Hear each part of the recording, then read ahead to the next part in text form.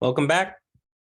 Our second paper in the first session this morning also addresses issues of how we manage our identities as academics and in the field of classics and around our responsibilities and the way we want to affect the field.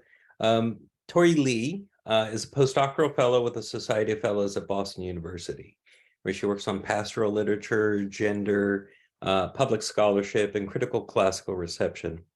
She received her PhD from Duke University in 2022. After 5 years as assistant editor at Eidolon, she now works as assistant editor for the SES blog. She is also involved in the Asian and Asian American Classical Caucus as programming coordinator, the Sportula in Leadership Collective, and Crip Antiquity as DEIA director. Welcome to Tori Lee, who will present her paper, Networking in the Margins Towards a Future for Affinity Groups in Classics. Welcome, Tori. Thank you.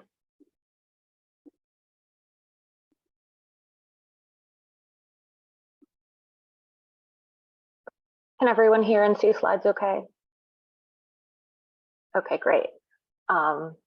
Thank you so much to Hannah and Joe for organizing this, to Scott for the tech support all day, to the other panelists, and to the audience for joining at what might be a very early hour of the morning.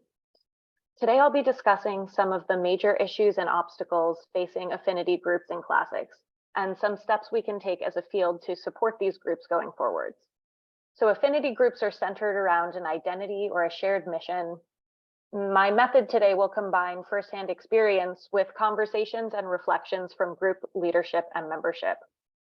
I'll argue for the importance of concerted efforts to foster sustainability among various communities that have formed around a shared goal, to ensure that anyone who wants to can learn about the ancient world and feel welcomed and supported in doing so. So two main questions that I'll focus on today. Oh, these aren't full, that's fine. How can classicists maintain and bolster what have become crucial support networks for marginalized scholars? And how can we foster stronger connections between these communities?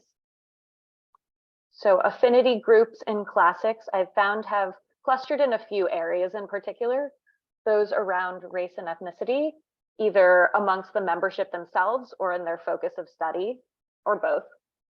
Those around social justice, those around socioeconomic status, around gender or sexual identity, around disability, and around career stage. And there's a final group of affinity groups around shared ancient interests that I won't be discussing today. Those will be groups like the Virgilian Society or the American Society of Papyrologists. Today, I'll just be focusing on identity-based groups and those that are focused on modern issues. So these groups intersect in a number of ways. I tried to get a good sampling here, but it may not be exhaustive. So if I've missed your group, please drop the info in the chat or Q&A later. Groups focusing around race and ethnicity include the Multiculturalism, Race and Ethnicity in Classics Consortium, MREC, the Asian American Classical Caucus, EOS Africana Receptions, Hesperides, and London Classicists of Color. These have some intersections with groups focused around social justice, like the Classics and Social Justice Group, and internal equity committees in individual departments or universities. And the Mountaintop Coalition exists in a space between both of these groups, focusing on race and ethnicity, as well as with a commitment to social justice. Some groups that are focused on socioeconomic status include the Network for Working Class Classicists and the First Generation Low Income Federation. Black Trowel Collective exists between socioeconomic status and social justice, and groups like the Sportula and the Sportula Europe, Sportula UK transcend these boundaries and kind of exist in the space between all three of these categories. Then we'll look at groups that focus on gender and sexuality, including the Women's Classical Caucus, Lambda Classical Caucus, Trans in Classics, Lupercal, and Queer in the Classical. We have disability-focused groups like Asterian Hub and Crip Antiquity.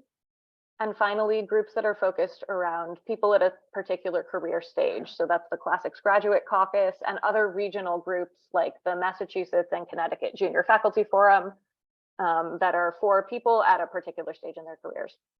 So these groups exist at different stages in their growth and development.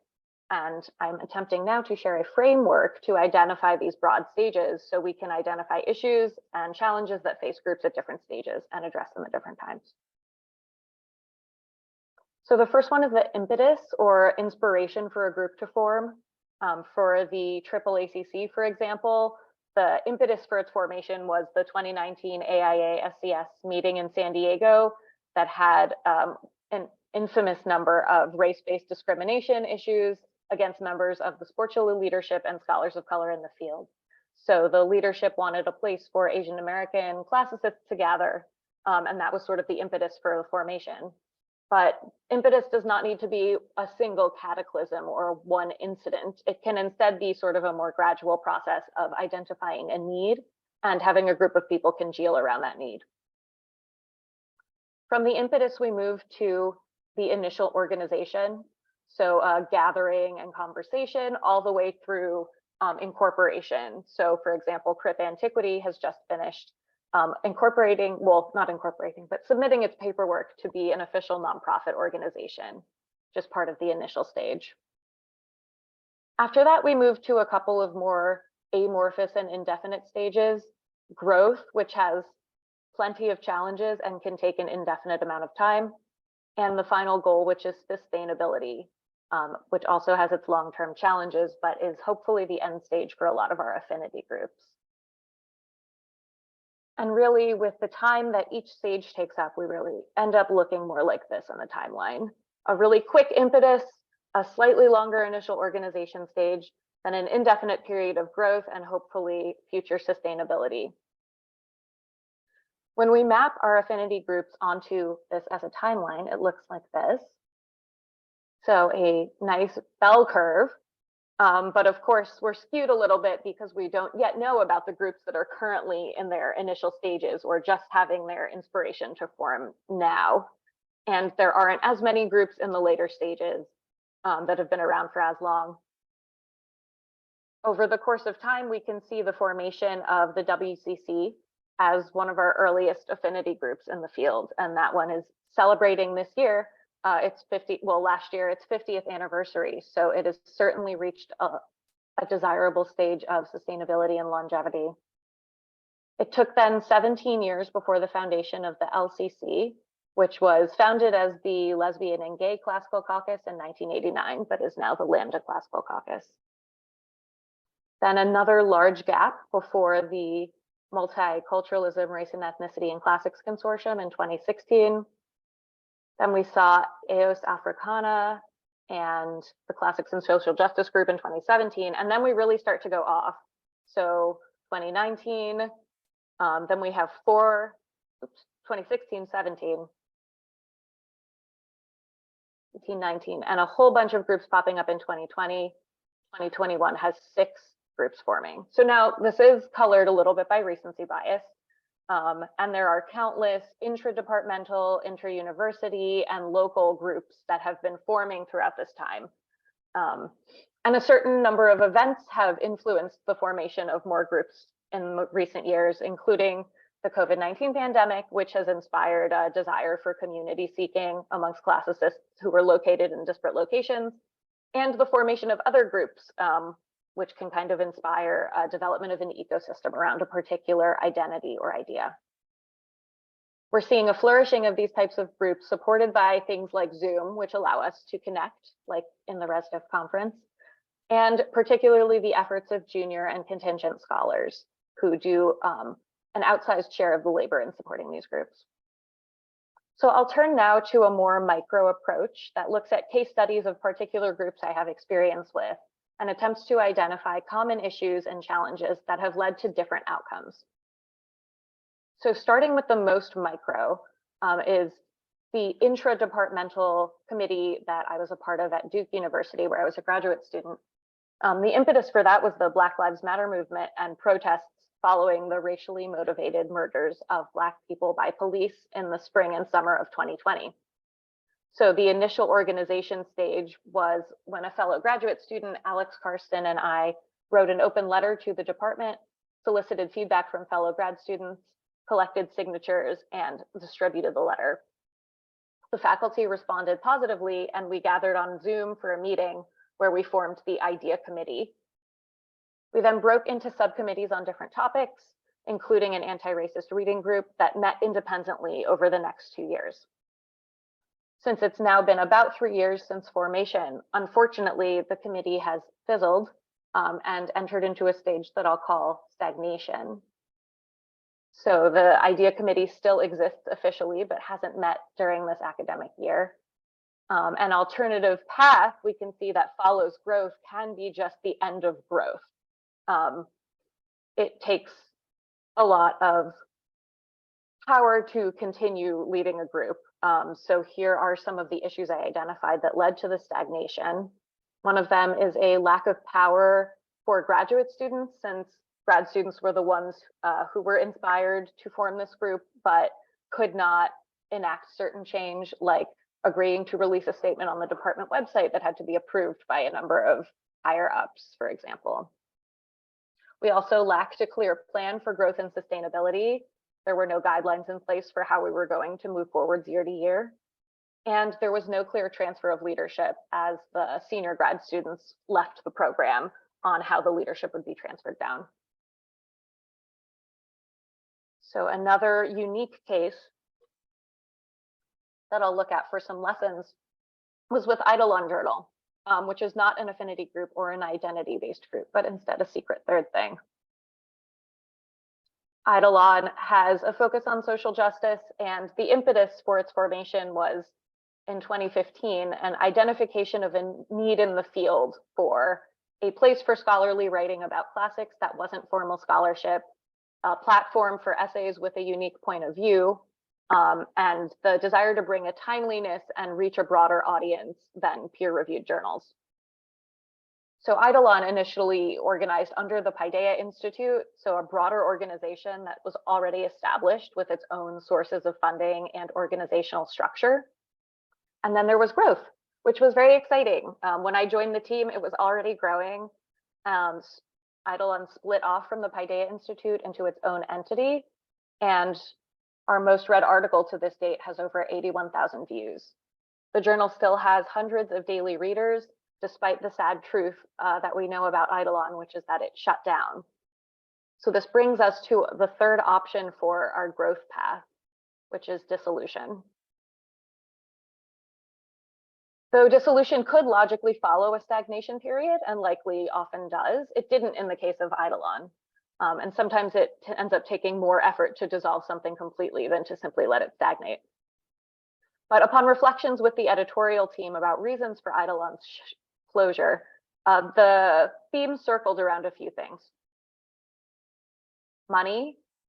We had no sustainable funding model. So when the original source of funding for Eidolon became unavailable, suddenly there was no alternative that would allow for editorial integrity.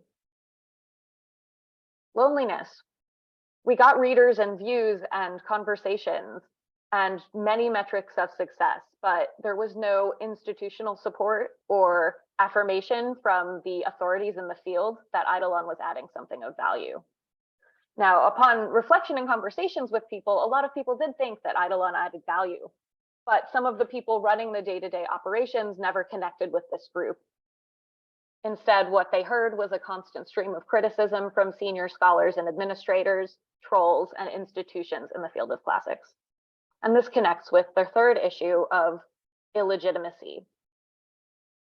Even though Eidolon didn't want to care about senior or outside voices in the field did. So pressure from the board and superiors to be real classicists or legitimate was very difficult. And in the end, pressure to find a tenured editor-in-chief led to Eidolon's demise. Now, some of the hurdles that were faced by the smaller intradepartmental equity committee at Duke applied to the larger organization of Eidolon as well. So we had reach, but still a lack of power or legitimacy in the field. in that public-facing articles aren't typically useful in tenure dossiers, for example. We had a plan for growth, but not for sustainability, and there was no plan for a clear transfer of leadership once our current editor-in-chief stepped down. When Eidolon closed, the goal was that other publications would rise to fill its place, which they did not so far, but these affinity groups around classics have been doing a lot of that work. So now we can apply some of the lessons learned from our secret third thing to go about trying to prevent stagnation and dissolution for the groups we have. Crip Antiquity is an identity-based group that formed around the need for community and advocacy for disabled and neurodivergent classicists. It's right now in the stage in between initial organization and growth. So Crip Antiquity just finished submitting its paperwork as a nonprofit with the help and support of its founder, Clara Bozak-Schroeder. Clara founded the organization after she had secure employment and helped form the nonprofit after reaching tenure. So this is really important in that there were a certain amount of resources available to Clara that contingent faculty or graduate students might not have in terms of time and energy and security. Crip Antiquity would not be where it is. It wouldn't even exist without Clara's work. So now at the space between initial organization and growth, Crip Antiquity is facing unique challenges as well. There's the idea of avoiding redundancy, or how we can be helpful to a community while avoiding duplicating what's already out there. For example, a number of affinity groups offer mentorship programs now, and would it be useful to create a new mentorship program specified around a particular identity, or would that just crowd the space and put demands on people's time? There's the issue of recognizing that leading and participating is work, and how can we balance maintaining community while respecting people's time and labor? How many spoons do people have? How much do they have for Zoom in particular? These sorts of issues. And finally, identifying needs and non-needs. So Crip Antiquity, for example, doesn't actually need money right now and is not accepting donations. We're still in a community building stage and instead are directing people who want to donate to other organizations. This directing takes time and energy. So this is also another area where we need to kind of define a clear set of what we need and what we actively and specifically don't. The AAACC, Asian American Classical Caucus, is at a stage of growth and hopefully potentially sustainability right now. These are kind of concurrent stages. So they've had their impetus, the initial organization is complete. By the time I arrived at AAACC, they had already established bylaws and held elections.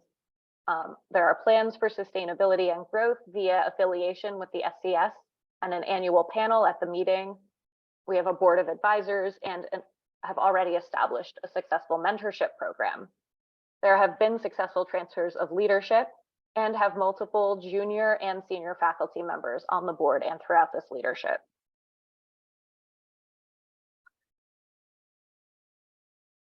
However, we're still facing the issues of making useful programming that isn't redundant and doesn't feel too much like a burden on those who are organizing and those who are participating. How can we maintain and grow community in the face of so many competing demands on people's time? We're at the same stage in a longer process with the Sportula, a micro grant group for classic students. And the key difference with the Sportula is that there's no faculty involvement, and this is a key component to the Sportula's identity. Its impetus was its foundation by Stephanie Echeverria-Fenn and Jessica Bell Watson. The founders have both, however, stepped away and passed on leadership to a collective.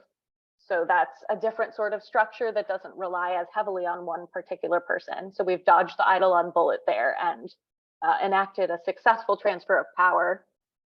The Sportula is now working on plans for growth and sustainability, which were always more difficult when financial distribution is involved, and still lacks institutional power. And an organization like the Sportula cannot be the one to address those larger structural issues. Challenges that the Sportula are facing: defamation laws. Members of the leadership collective have been sued, which wasn't pleasant and was a huge burden on time and mental energy. Directing others towards needs and resources. So sometimes the professors list the Sportula as a resource on their syllabus and like a means for students to purchase books. But Sportula is not equipped to fund books for an entire class. We need people to be making use of institutional support when possible. And money, of course. It's hard to do mutual aid. It's hard to share bank accounts among many people, to share Venmo and PayPal accounts, to ask for donations without being an official nonprofit organization. We get students asking for multiple or repeated grants, and we also get scammers and have to sort through those sorts of requests, which is difficult when the Sportula wants to be primarily a resource for marginalized and low-income students and wants to be as no questions asked as possible. The Sportula currently brings in about $1,700 a month in donations versus about $3,200 a month that is requested. So we're running on a deficit there. So to tie up with an action plan, we've seen an amazing flourishing of affinity groups and classics over the past 5 years in particular. They're at a variety of different stages. And if we agree that they're all important, how can we make sure that they remain sustainable in the future? How can we avoid stagnation or worse, dissolution? One of the biggest problems is also the simplest to address: money. It's just money. Give it, give yours, give your institutions, and give grants. If you're privileged enough to have access to money, please share it with the affinity groups around you. Also, don't sue. So the yellow bullets are some of the challenges we can address in the growth stage to avoid stagnation and dissolution. And these include identifying and directing needs. So give money specifically to the organizations who are asking for it. And for the others, give time, give your voice. Step up for things instead of waiting for people of color to do it for you. If you're going to volunteer, be clear with what you can give and then actually give it. The Sportula, for example, has an ally collective that offers help, but occasionally it's difficult to actually wrangle people to provide that when we need it. And also, people can be thoughtful in their choices surrounding money, like the issue with the Sportula's textbook requests that could be mitigated by people who are assigning books being more conscious of book costs, encouraging library use, or tapping into other institutional sources. Avoiding redundancy and maintaining community while acknowledging work. As groups get organized, they can make liaison positions. I'm envisioning a sort of annual gathering over Zoom or in person of liaisons from all of our different affinity groups at a meeting like the SCS or at another time to coordinate efforts. The WCC, for example, has done a wonderful job market series this year that we just heard about from Suzanne Lai. Other groups don't need to duplicate that effort, but each one needs to be aware of what the other is doing so we can collaborate between organizations and provide the resources that the field needs. We can create ways for allies to contribute labor as a collective amongst the different groups. This will hopefully contribute towards developing an ecosystem of affinity groups that fill in the gaps that our field doesn't provide help for itself. If you're in leadership, make a plan for growth and sustainability. Use the help of those who are securely employed to make a plan for the transfer of leadership before it's needed. Make sure this plan is accessible to many people and has many backup options. To address loneliness, support your classics groups. Hype them up on social media. If you know people in them, tell them they're doing a great job. If you're senior or securely employed, use your position to loudly and vocally support the affinity groups doing important work and disproportionately staffed by junior scholars. The final issue of illegitimacy or lack of power and authority is a structural issue. Affinity groups are doing small things to build community in the face of intractable problems with our institutions. Put pressure on your institutions to address the root causes of these problems. This means supporting unionization efforts among graduate students and contingent faculty, and working towards justice outside of the academy as well as inside. I don't have answers for specifically how to solve all of these problems, but I'd love to start a conversation and hear some ideas in the Q&A. Together, hopefully we can encourage solidarity and sustainability that will lead to lasting change and support in the field. Thank you.